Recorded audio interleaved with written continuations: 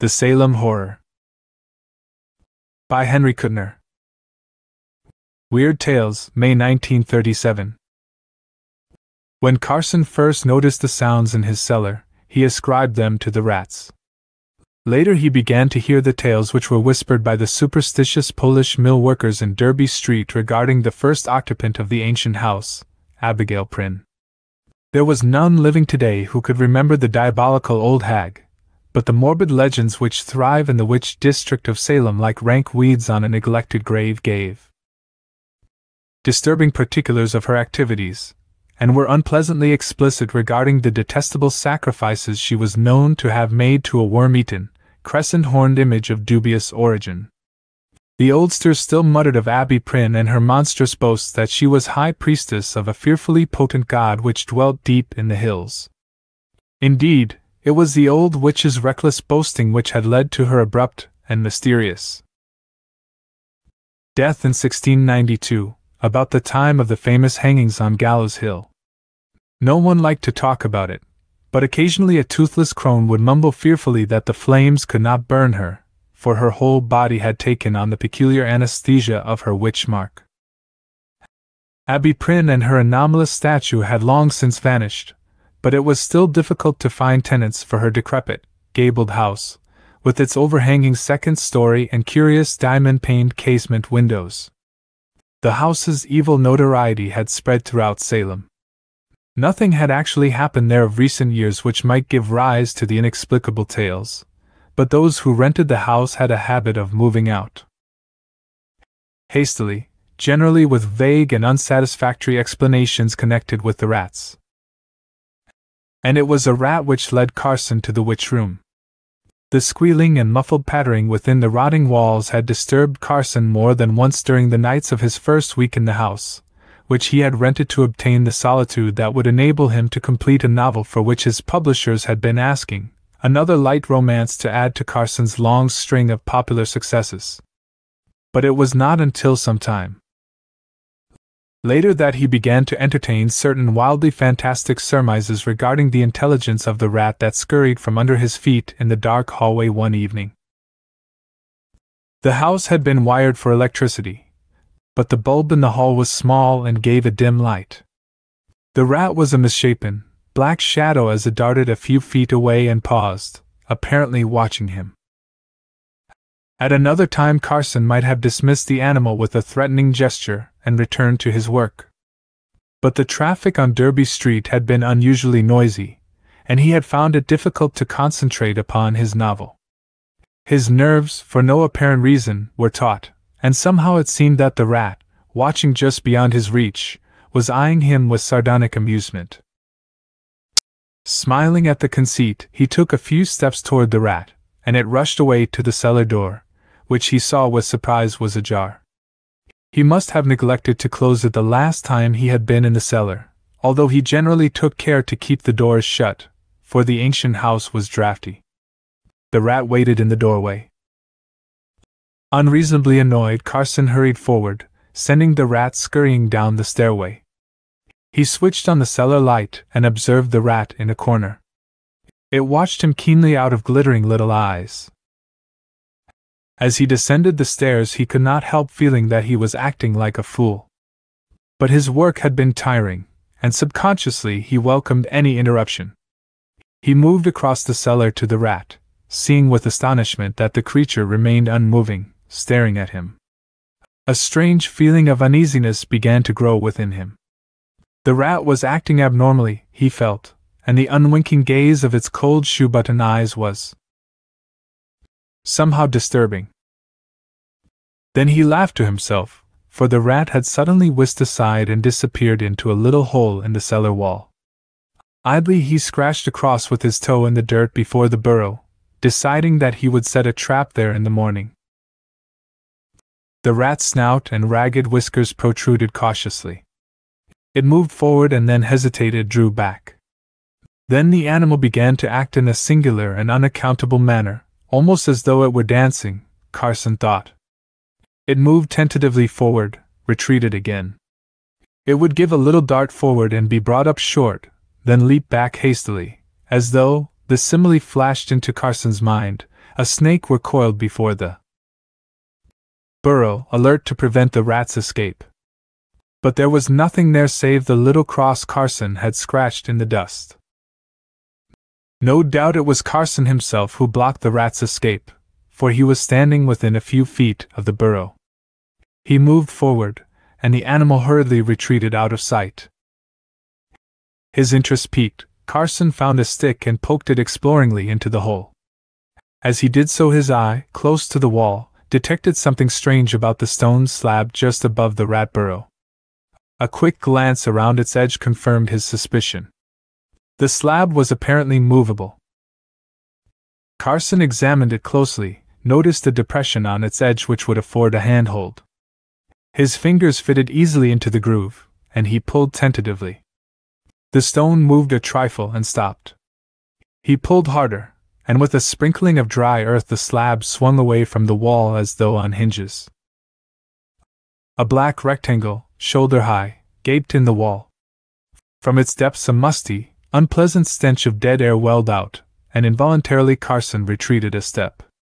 Suddenly he remembered the monstrous tales of Abby Prynne and the hideous secrets she was supposed to have kept hidden in her house. Had he stumbled upon some hidden retreat of the long-dead witch? Before entering the dark gap he took the precaution of obtaining a flashlight from upstairs. Then he cautiously bent his head and stepped into the narrow, evil-smelling passage, sending the flashlight's beam probing out before him. He was in a narrow tunnel, scarcely higher than his head, and walled and paved with stone slabs. It ran straight ahead for perhaps 15 feet, and then broadened out into a roomy chamber. As Carson stepped into the underground room, no doubt a hidden retreat of Abby Prynne's, a hiding place, he thought, which nevertheless could not save her on the day the fright-crazed mob had come raging along Derby Street, he caught his breath in a gasp of amazement. The room was fantastic, astonishing. It was the floor which held Carson's gaze. The dull gray of the circular wall gave place here to a mosaic of varicolored stone, in which blues and greens and purples predominated. Indeed, there were none of the warmer colors. There must have been thousands of bits of colored stone making up that pattern, for none was larger than a walnut. And the mosaic seemed to follow some definite pattern, unfamiliar to Carson. There were curves of purple and violet mingled with angled lines of green and blue, intertwining in fantastic arabesques. There were circles, triangles, a pentagram, and other, less familiar, figures. Most of the lines and figures radiated from a definite point, the center of the chamber, where there was a circular disk of dead black stone perhaps 2 feet in diameter. It was very silent. The sounds of the cars that occasionally went past overhead in Derby Street could not be heard. In a shallow alcove in the wall Carson caught a glimpse of markings on the walls, and he moved slowly in that direction, the beam of his light traveling up and down the walls of the niche. The marks, whatever they were, had been daubed upon the stone long ago, for what was left of the cryptic symbols was indecipherable. Carson saw several partly effaced hieroglyphics which reminded him of Arabic, but he could not be sure. On the floor of the alcove was a corroded metal disc about 8 feet in diameter, and Carson received the distinct impression that it was movable. But there seemed no way to lift it. He became conscious that he was standing in the exact center of the chamber, in the circle of black stone where the odd design centered. Again he noticed the utter silence. On an impulse he clicked off the ray of his flashlight. Instantly he was in dead blackness. At that moment a curious idea entered his mind. He pictured himself at the bottom of a pit, and from above a flood was descending, pouring down the shaft to engulf him. So strong was this impression that he actually fancied he could hear a muffled thundering, the roar of the cataract. Then, oddly shaken, he clicked on the light, glanced around swiftly. The drumming, of course, was the pounding of his blood, made audible in the complete silence, a familiar phenomenon. But if the place was so still? The thought leaped into his mind, as though suddenly thrust into his consciousness. This would be an ideal place to work. He could have the place wired for electricity, have a table and chair brought down, use an electric fan if necessary, although the musty odor he had first noticed seemed to have disappeared completely. He moved to the tunnel mouth, and as he stepped from the room he felt an inexplicable relaxation of his muscles, although he had not realized that they had been contracted. He ascribed it to nervousness, and went upstairs to brew black coffee and write to his landlord in Boston about his discovery. The visitor stared curiously about the hallway after Carson had opened the door, nodding to himself as though with satisfaction. He was a lean, tall figure of a man, with thick steel-gray eyebrows overhanging keen gray eyes. His face, although strongly marked and gaunt, was unwrinkled. "About the witch room, I suppose?" Carson said ungraciously. His landlord had talked, and for the last week he had been unwillingly entertaining antiquaries and occultists anxious to glimpse the secret chamber in which Abby Prynne had mumbled her spells. Carson's annoyance had grown, and he had considered moving to a quieter place. But his inherent stubbornness had made him stay on, determined to finish his novel in spite of interruptions. Now, eyeing his guest coldly, he said, "I'm sorry, but it's not on exhibition anymore." The other looked startled, but almost immediately a gleam of comprehension came into his eyes. He extracted a card and offered it to Carson. "Michael Lee, occultist, eh?" Carson repeated. He drew a deep breath. The occultists he had found were the worst, with their dark hints of nameless things and their profound interest in the mosaic pattern on the floor of the witch room.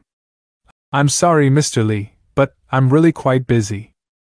You'll excuse me?" Ungraciously he turned back to the door.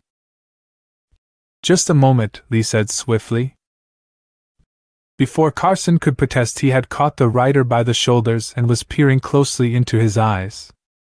Startled, Carson drew back, but not before he had seen an extraordinary expression of mingled apprehension and satisfaction appear on Lee's gaunt face. It was as though the occultist had seen something unpleasant, but not unexpected. "What's the idea?" Carson asked harshly. "I'm not accustomed." "I'm very sorry," Lee said. His voice was deep, pleasant. "I must apologize. I thought, well, again I apologize. I'm rather excited, I'm afraid.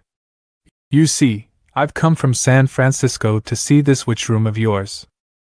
Would you really mind letting me see it? I should be glad to pay any sum." Carson made a deprecatory gesture. "No," he said, feeling a perverse liking for this man growing within him, his well-modulated, pleasant voice, his powerful face, his magnetic personality. "No, I merely want a little peace. You have no idea how I've been bothered," he went on, vaguely surprised to find himself speaking apologetically. "It's a frightful nuisance. I almost wish I'd never found the room." Lee leaned forward anxiously. "May I see it? It means a great deal to me. I'm vitally interested in these things. I promise not to take up more than 10 minutes of your time." Carson hesitated, then assented. As he led his guest into the cellar, he found himself telling the circumstances of his discovery of the witch room. Lee listened intently, occasionally interrupting with questions. "The rat, did you see what became of it?" he asked. Carson looked bemused. "Why, no. I suppose it hid in its burrow." "Why?" "One never knows," Lee said cryptically as they came into the witch room. Carson switched on the light. He had had an electrical extension installed, and there were a few chairs and a table, but otherwise the chamber was unchanged. Carson watched the occultist's face, and with surprise saw it become grim, almost angry. Lee strode to the center of the room, staring at the chair that stood on the black circle of stone. "You work here?" he asked slowly. "Yes. It's quiet. I found I couldn't work upstairs. Too noisy. But this is ideal. Somehow I find it very easy to write here. My mind feels," he hesitated, "free, that is, disassociated with other things. It's quite an unusual feeling." Lee nodded as though Carson's words had confirmed some idea in his own mind. He turned toward the alcove and the metal disc in the floor. Carson followed him. The occultist moved close to the wall, tracing out the faded symbols with a long forefinger. He muttered something under his breath, words that sounded like gibberish to Carson. Nyagtha. Kayarnak. He swung about, his face grim and pale. I've seen enough, he said softly. Shall we go? Surprised, Carson nodded and led the way back into the cellar. Upstairs Lee hesitated, as though finding it difficult to broach his subject. At length he asked, Mr. Carson, would you mind telling me if you have had any peculiar dreams lately? Carson stared at him, mirth dancing in his eyes. Dreams, he repeated. Oh, I see. Well, Mr. Lee, I may as well tell you that you can't frighten me. Your compatriots, the other occultists I've entertained, have already tried it. Lee raised his thick eyebrows. Yes. Did they ask you whether you dreamed? Several did, yes. And you told them? No. Then as Lee leaned back in his chair, a puzzled expression on his face, Carson went on slowly, although, really, I'm not quite sure. You mean? I think, I have a vague impression that I have dreamed lately. But I can't be sure. I can't remember anything of the dream, you see. And oh, very probably your brother occultists put the idea into my mind. Perhaps, Lee said noncommittally, getting up. He hesitated. Mr. Carson, I'm going to ask you a rather presumptuous question. Is it necessary for you to live in this house? Carson sighed resignedly. When I was first asked that question, I explained that I wanted a quiet place to work on a novel, and that any quiet place would do. But it isn't easy to find them. Now that I have this witch room, and I'm turning out my work so easily, I see no reason why I should move and perhaps upset my program. I'll vacate this house when I finish my novel, and then you occultists can come in and turn it into a museum or do whatever you want with it. I don't care. But until the novel is finished, I intend to stay here. Lee rubbed his chin. Indeed. I can understand your point of view. But is there no other place in the house where you can work?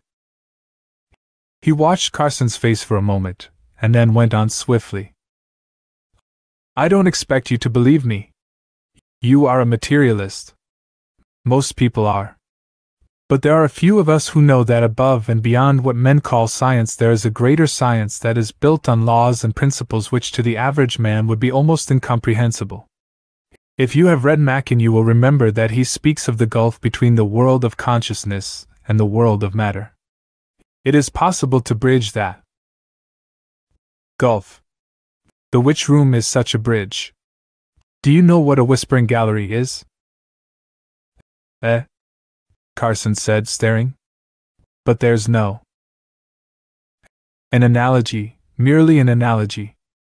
A man may whisper a word in gallery, or a cave, and if you are standing in a certain spot 100 feet away you will hear that whisper, although someone 10 feet away will not.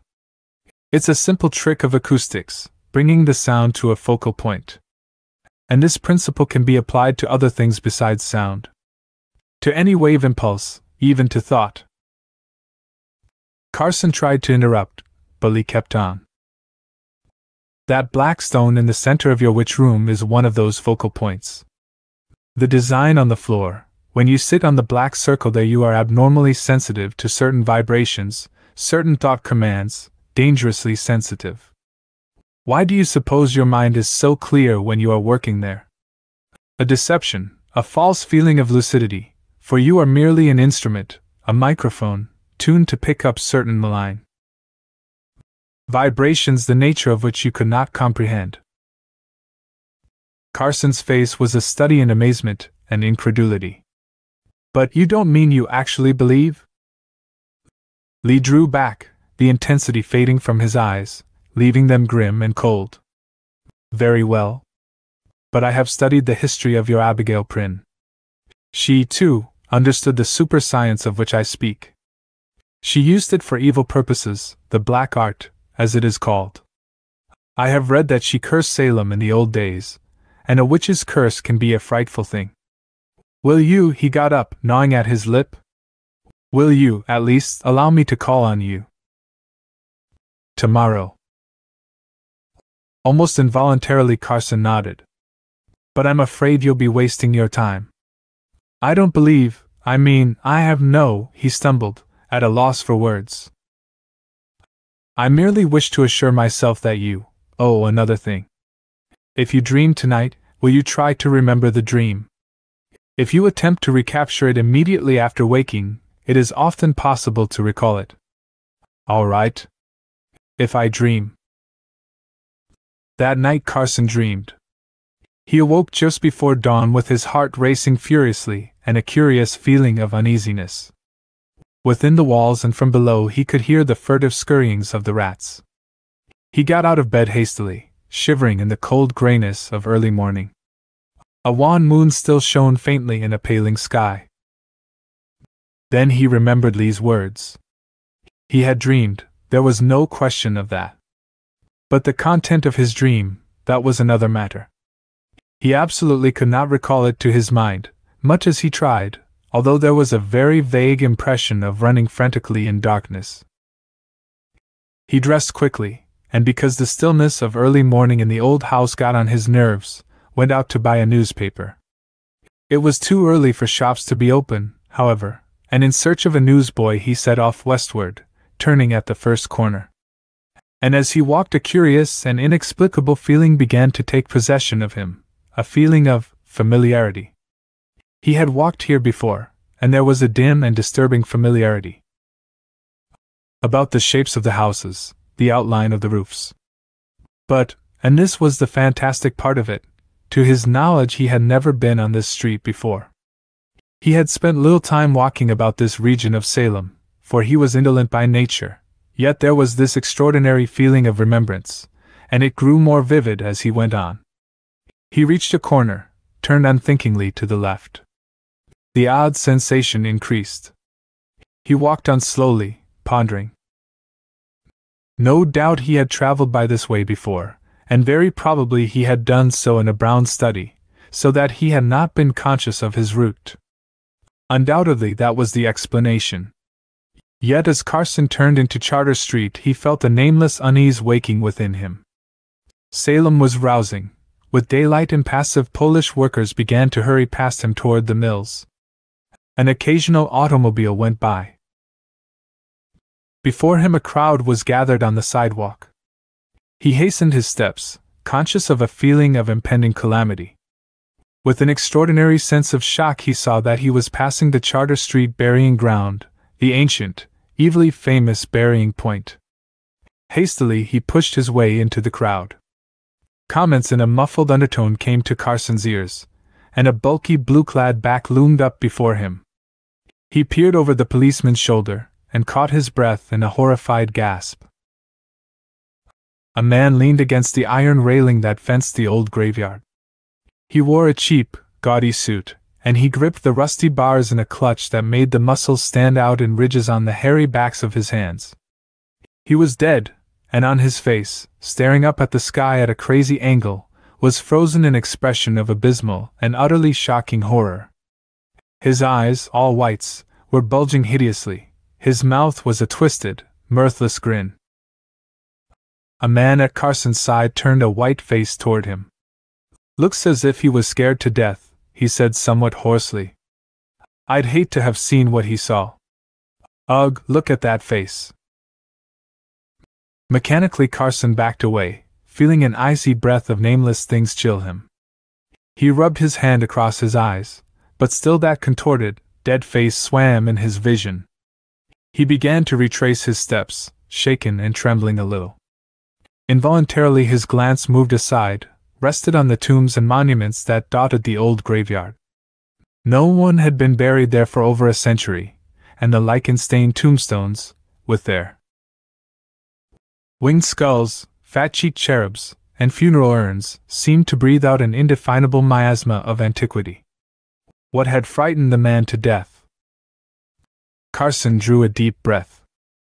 True, the corpse had been a frightful spectacle, but he must not allow it to upset his nerves. He could not, his novel would suffer. Besides, he argued grimly to himself, the affair was obvious enough in its explanation. The dead man was apparently a Pole, one of the group of immigrants who dwell about Salem harbor. Passing by the graveyard at night, a spot about which eldritch legends had clung for nearly 3 centuries, his drink-befuddled eyes must have given reality to the hazy phantoms of a superstitious mind. These Poles were notoriously unstable emotionally, prone to mob hysteria and wild imaginings. The great immigrant panic of 1853, in which 3 witch houses had been burned to the ground, had grown from an old woman's confused and hysterical statement that she had seen a mysterious white-clad foreigner take off his face. What else could be expected of such people? Carson thought. Nevertheless, he remained in a nervous state, and did not return home until nearly noon. When on his arrival he found Lee, the occultist, waiting, he was glad to see the man, and invited him in with cordiality. Lee was very serious. "Did you hear about your friend Abigail Prynne?" he asked without preamble, and Carson stared, pausing in the act of siphoning charged water into a glass. After a long moment he pressed the lever, sent the liquid sizzling and foaming into the whiskey. He handed Lee the drink and took one himself, neat, before answering the question. "I don't know what you're talking about." What's she been up to?" he asked, with an air of forced levity. "I've been checking up the records," Lee said, "and I find Abigail Prynne was buried on December 14, 1690, in the Charter Street burying ground, with a stake through her heart." "What's the matter?" "Nothing," Carson said tonelessly. Well, her grave's been opened and robbed, that's all. The stake was found uprooted nearby, and there were footprints all around the grave. Shoeprints. Did you dream last night, Carson?" Lee snapped out the question, his gray eyes hard. "I don't know," Carson said confusedly, rubbing his forehead. "I can't remember. I was at the Charter Street graveyard this morning." "Oh. Then you must have heard something about the man who—" "I saw him," Carson interrupted, shuddering. "It upset me." He downed the whiskey at a gulp. Lee watched him. "Well," he said presently, "are you still determined to stay in this house?" Carson put down the glass and stood up. "Why not?" he snapped. "Is there any reason why I shouldn't?" After what happened last night." "After what happened?" "A grave was robbed. A superstitious Pole saw the robbers and died of fright." "Well, you're trying to convince yourself," Lee said calmly. "In your heart you must know the truth. You've become a tool in the hands of tremendous, terrible forces, Carson. For 3 centuries Abby Prynne has lain in her grave, undead, waiting for someone to fall into her trap, the witch room.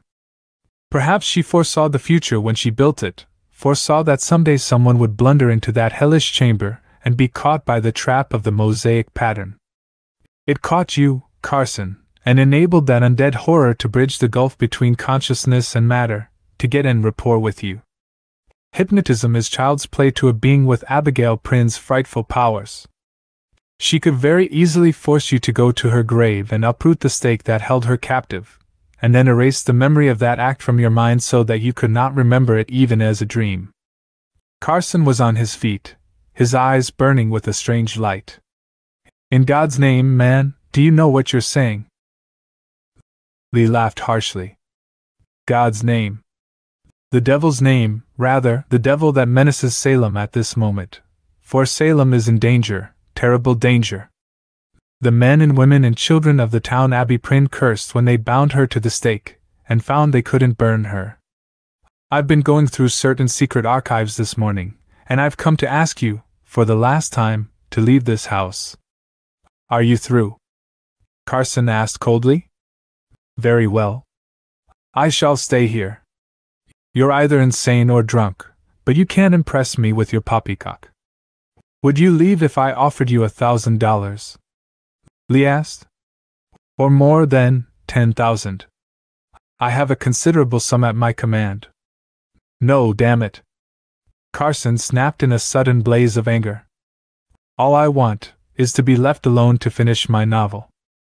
I can't work anywhere else. I don't want to, I won't. I expected this, Lee said, his voice suddenly quiet, and with a strange note of sympathy. Man, you can't get away. You're caught in the trap, and it's too late for you to extricate yourself so long as Abby Prin's brain controls you through the witch room. And the worst part of it is that she can only manifest herself with your aid. She drains your life forces, Carson, feeds on you like a vampire. You're mad, Carson said dully.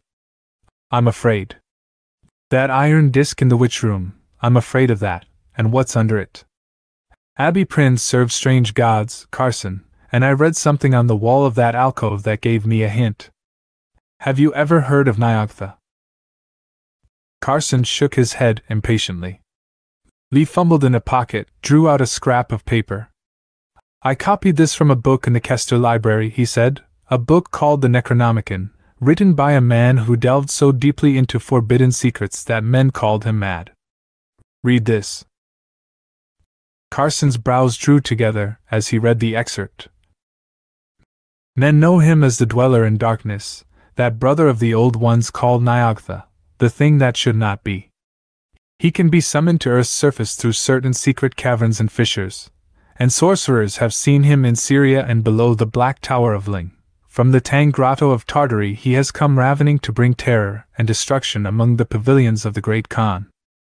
Only by the looped cross, by the Vakvaraj incantation, and by the Tikkun elixir may he be driven back to the night caverns of hidden foulness where he dwelleth. Lee met Carson's puzzled gaze calmly. Do you understand now? Incantations and elixirs, Carson said, handing back the paper. Fiddlesticks. Far from it. That incantation and that elixir have been known to occultists and adepts for thousands of years. I've had occasion to use them myself in the past on certain occasions. And if I'm right about this thing, he turned to the door, his lips compressed in a bloodless line. Such manifestations have been defeated before, but the difficulty lies in obtaining the elixir. It's very hard to get. But I hope I'll be back. Can you stay out of the witch room until then? I'll promise nothing, Carson said. He had a dull headache, which had been steadily growing until it obtruded upon his consciousness, and he felt vaguely nauseated. Goodbye. He saw Lee to the door and waited on the steps, with an odd reluctance to return to the house. As he watched the tall occultist hurry down the street, a woman came out of the adjoining house. She caught sight of him, and her huge breasts heaved. She burst into a shrill, angry tirade. Carson turned, staring at her with astonished eyes. His head throbbed painfully. The woman was approaching, shaking a fat fist threateningly. Why you scare my Sarah? She cried, her swarthy face flushed. Why you scare her with your fool tricks, eh? Carson moistened his lips. I'm sorry, he said slowly. Very sorry. I didn't frighten your Sarah. I haven't been home all day. What frightened her? Te brown Tianji, it ran in your house, Sarah say. The woman paused, and her jaw dropped. Her eyes widened.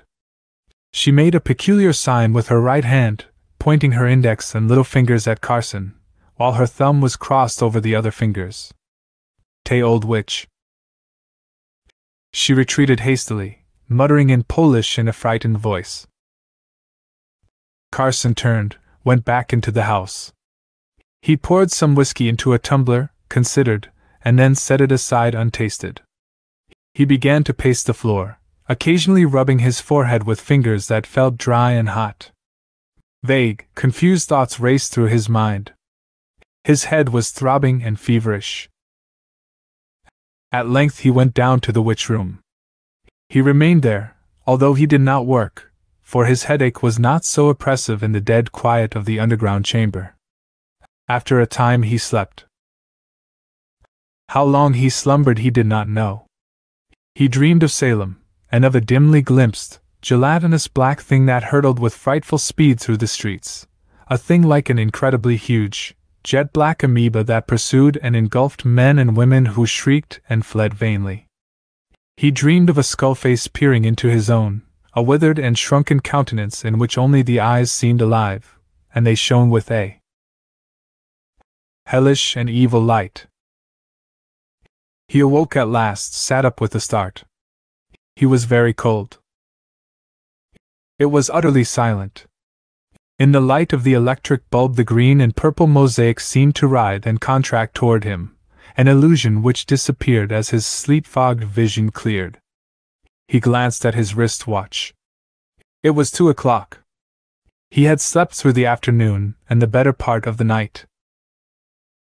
He felt oddly weak, and a lassitude held him motionless in his chair. The strength seemed to have been drained from him.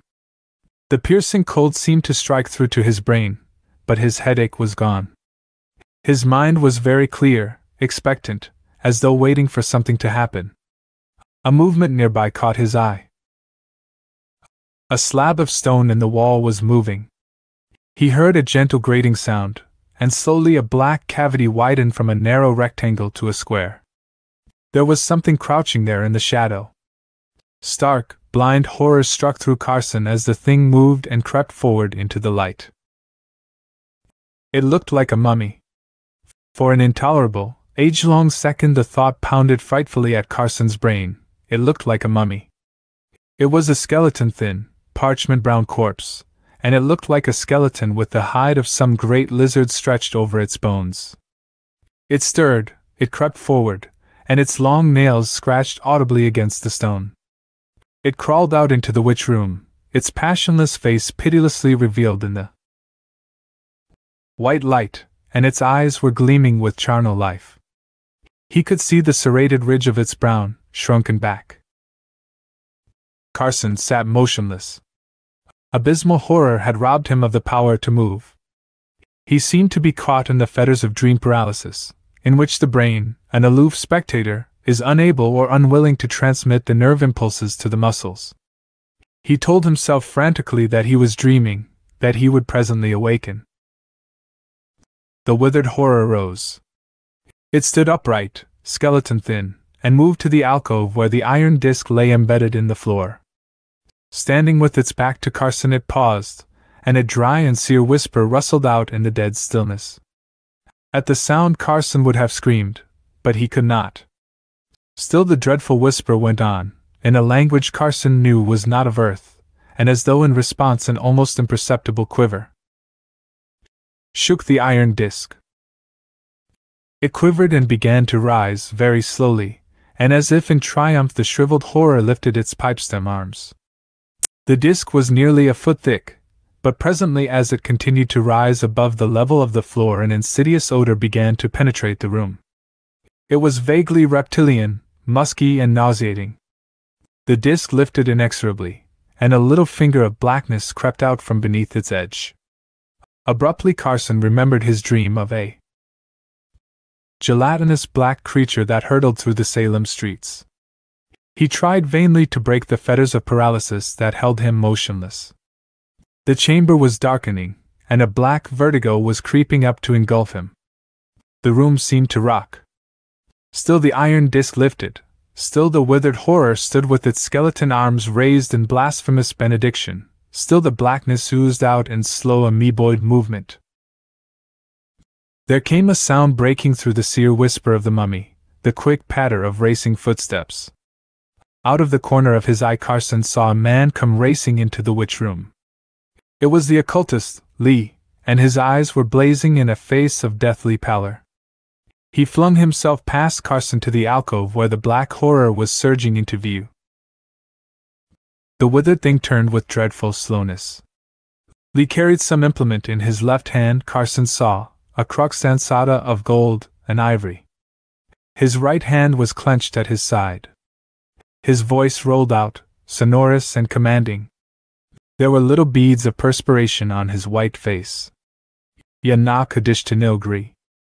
Stelb sna kna niagtha. Kayarnak fligether. The fantastic, unearthly syllables thundered out, echoing from the walls of the vault. Lee advanced slowly, the crux sensata held high. And from beneath the iron disc black horror came surging. The disc was lifted, flung aside, and a great wave of iridescent blackness, either liquid nor solid, a frightful gelatinous mass, came pouring straight for Lee.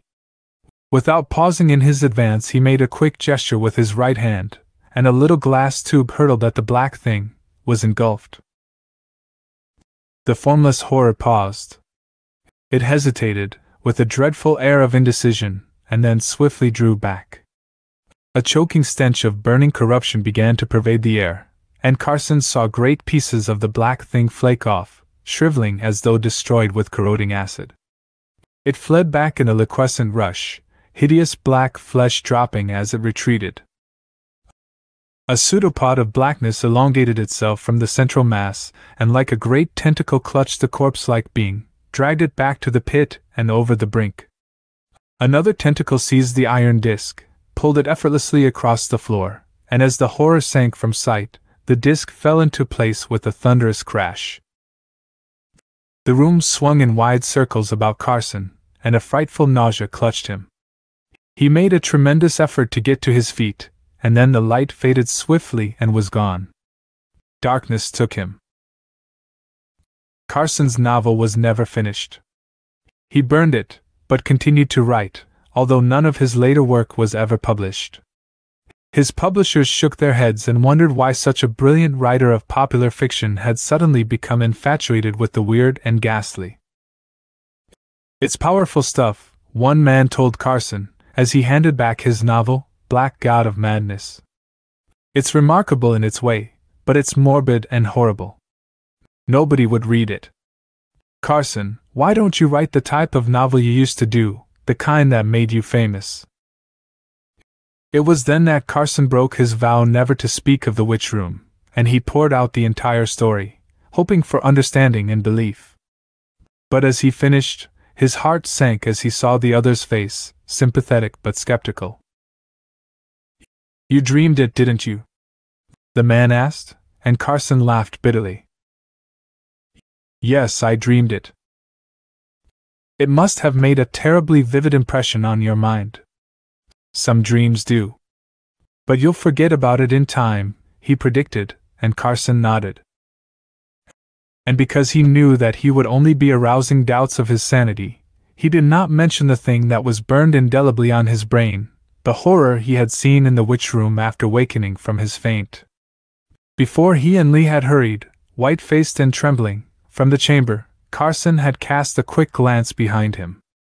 The shriveled and corroded patches that he had seen slew off from that being of insane blasphemy had unaccountably disappeared, although they had left black stains upon the stones. Abby Prynne, perhaps, had returned to the hell she had served, and her inhuman god had withdrawn to hidden abysses beyond man's comprehension, routed by powerful forces of elder magic which the occultist had commanded. But the witch had left a memento behind her, a hideous thing which Carson, in that last backward glance, had seen protruding from the edge of the iron disc, as though raised in ironic salute, a withered claw-like hand.